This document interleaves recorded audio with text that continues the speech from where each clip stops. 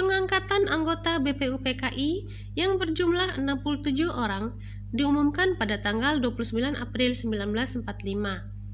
Sebagai Ketua BPUPKI adalah Dr. Rajiman Wedyodiningrat. Sebagai Wakil Ketua diangkat 2 orang, yaitu R.P. Suroso dan orang Jepang yang bernama Ichi Bangase.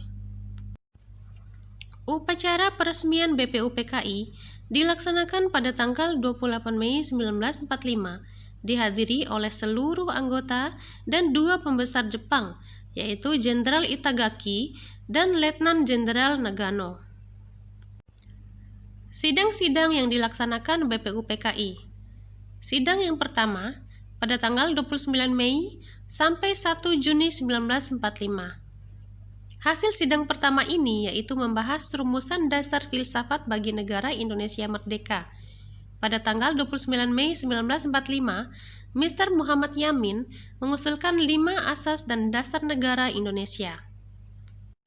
Pada tanggal 1 Juni 1945, Insinyur Soekarno mengucapkan pidato tentang 5 asas yang dikenal dengan istilah Pancasila. Pada tanggal 22 Juni 1945, 9 orang anggota yaitu Insinyur Soekarno, Dr. Andes Muhammad Hatta, Muhammad Yamin, Ahmad Subarjo, A.A. Maramis, Abdul Kahar Muzakir, Wahid Hashim, Agus Salim, dan Abi Kusno Cokro Suyoso membentuk panitia kecil yang merumuskan asas dan tujuan negara Indonesia merdeka. Rumusan itu dikenal dengan nama Piagam Jakarta yang kelak setelah mengalami sedikit perubahan ketika dijadikan pembukaan Undang-Undang Dasar 1945. Sidang kedua dilaksanakan pada tanggal 10 sampai 17 Juli 1945. Sidang BPUPKI kedua ini merupakan kelanjutan sidang panitia kecil. Hasil sidang yaitu membahas rancangan hukum dasar yang nantinya setelah Indonesia merdeka disahkan menjadi Undang-Undang Dasar 1945. Kemudian, pembentukan Panitia Persiapan Kemerdekaan Indonesia atau PPKI. Pada tanggal 7 Agustus 1945, BPUPKI dibubarkan dan diganti dengan Panitia Persiapan Kemerdekaan Indonesia atau disebut Dokurutsu Junbi Inkai yang diketuai Insinyur Soekarno dan Muhammad Hatta sebagai wakilnya.